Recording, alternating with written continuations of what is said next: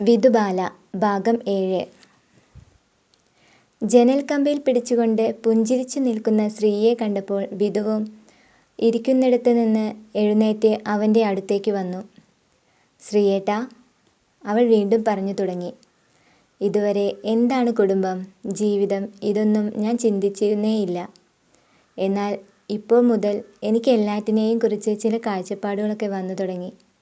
ഒന്നും അറിയാതെ ഈ വീട്ടിലേക്ക് വലതുകാൽ വച്ച് കയറുന്ന നേരത്ത് ഒന്നിനെക്കുറിച്ചും ഞാൻ ചിന്തിച്ചിരുന്നില്ല.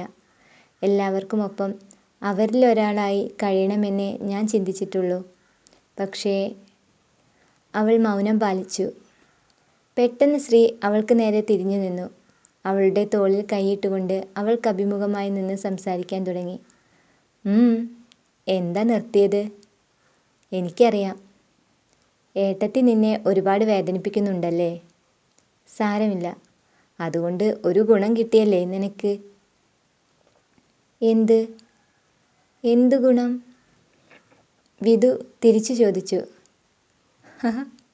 അതെന്താണെന്ന് നിനക്ക് മനസ്സിലായില്ലേ എൻ്റെ വിധു?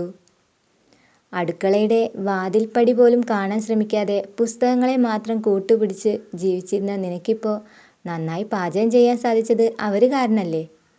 അത് ഒരു സ്ത്രീയെ സംബന്ധിച്ച് ഏറ്റവും വലിയ കാര്യമല്ലേടോ? വിധു, പഠനം മാത്രമാണ് ജീവിതമെന്ന് ഒരിക്കലും ധരിക്കരുത്. ജീവിക്കാനായി നാം പഠിച്ചുകൊണ്ടേയിരിക്കണം. ഓരോ ദിവസവും പഠിച്ചുകൊണ്ടേയിരിക്കണം. അതിൽ ജയത്തിൻ്റെ മധുരം മാത്രമല്ല, തോൽവിയുടെ കയ്പുരസവും നമ്മളെ തേടി വരും. എങ്കിലും എല്ലാറ്റിനെയും അതിജീവിച്ച് കാണിക്കുന്നവരാണ് ജീവിതത്തിൽ എപ്പോഴും വിജയിക്കാറുള്ളൂ.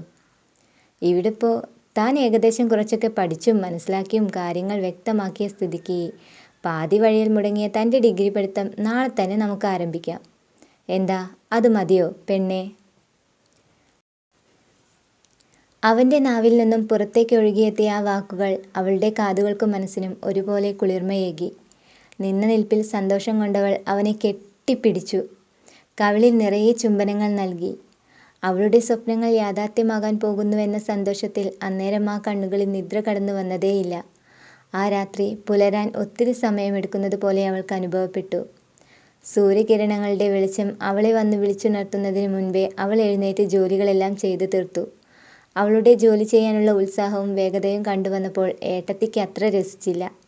കാര്യമെന്തെന്നറിയാൻ ആഗ്രഹമുണ്ടെങ്കിലും നേരിട്ട് ചോദിക്കാനുള്ള മടി കാരണം അവരത് വേണ്ടെന്ന് വെച്ചു.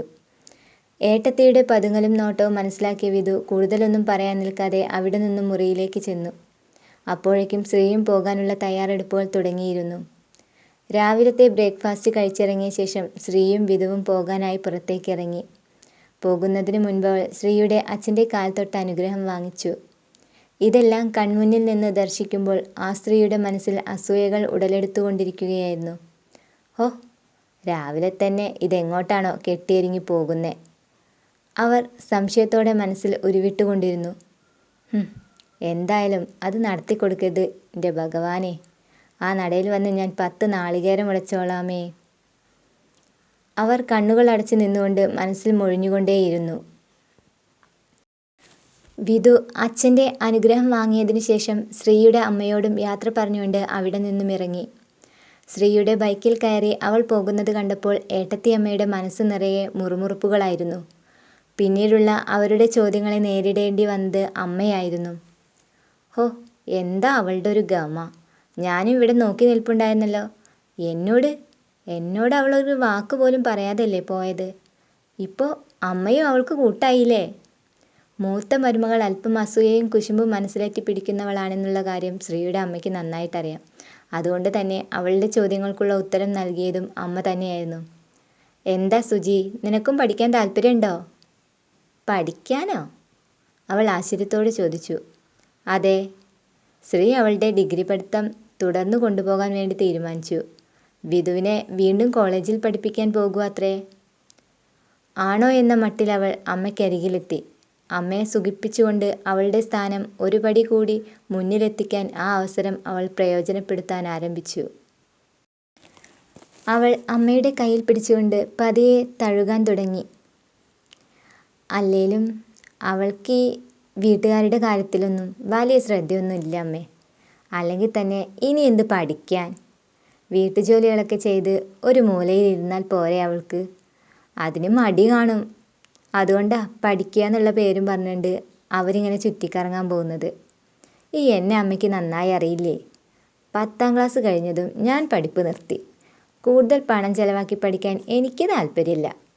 അതിന് ഞാൻ ഇടവരുത്തിയിട്ടില്ല. അമ്മയ്ക്കും അച്ഛനും കൂടെ ഒരു നിഴലായി ഈ വീടിൻ്റെ കാവലായി എന്നും ഈ സുജി ഉണ്ടാകും.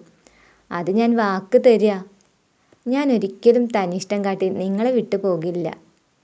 കുശുമ്പുണ്ടെങ്കിലും അവളുടെ സംസാരം ശ്രീയുടെ അമ്മയ്ക്ക് ഒത്തിരി ആശ്വാസവും ആനന്ദവും നൽകി.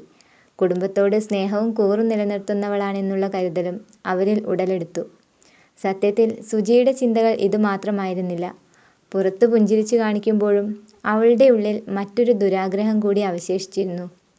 താമസിക്കുന്ന പുരയിടവും സ്ഥലവും അവൾക്കും ഭർത്താവിനും മാത്രം സ്വന്തമാകണമെന്നുള്ള മോഹം അവളിൽ നിറഞ്ഞു നിന്നിരുന്നു.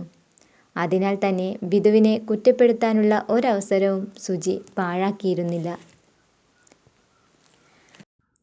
തുടരും. സുജിയുടെ കുശുമ്പും കുന്നായ്മകളും അടുത്ത എപ്പിസോഡിൽ നമുക്ക് കേൾക്കാം. എല്ലാവരും കാത്തിരിക്കണേ, സപ്പോർട്ട് ചെയ്യണേ.